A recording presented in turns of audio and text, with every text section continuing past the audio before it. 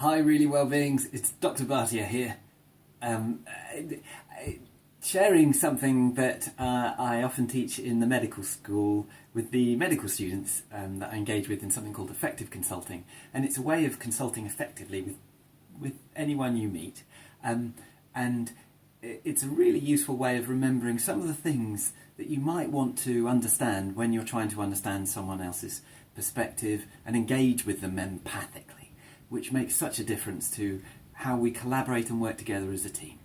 And it's called I Spy. I find it an interesting way because I'm playing I Spy to try and get to the bottom of what's actually happening.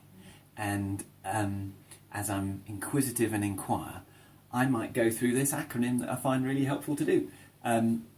So it's looking at when I'm communicating with someone, I'll like to listen and draw out what are their ideas about what's happening. So if they come to see me with an issue, I'll try and understand, so what do you think is the issue? Why are you here? What's happening? And I'll also try and check in with their concerns. Why is this important to you? How does this matter to you as well?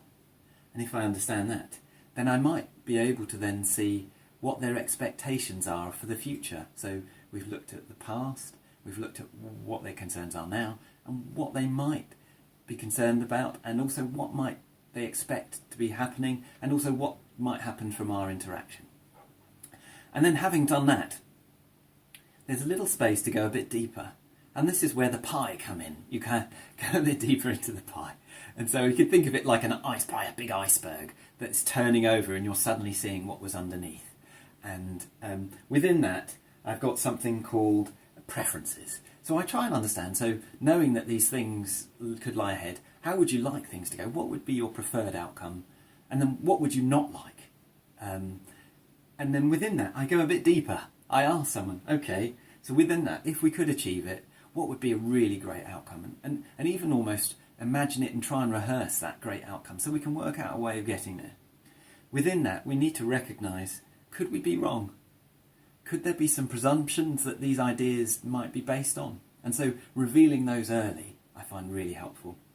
And then if I really get to know someone, I'll be open in myself and I'll get to know what their perversions are, what makes them uniquely them, the part of them that they might not necessarily share with everyone, but they potentially feel safe enough because they know I will hold it dear and safe and confidential in me if they can share something that's peculiar and unusual and special in their sparkle. And then the next part is about the impacts.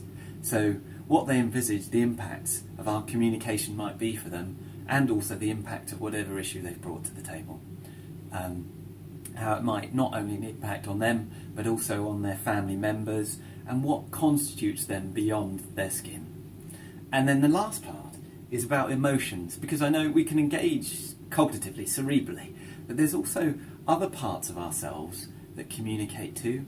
So this is where I'll connect in with their embodied experience of their mind.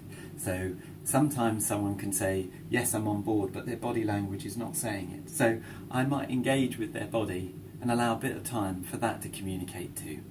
And so emotions are where the body and the thoughts meet at that interface. And I find allowing a bit of time for that is really helpful.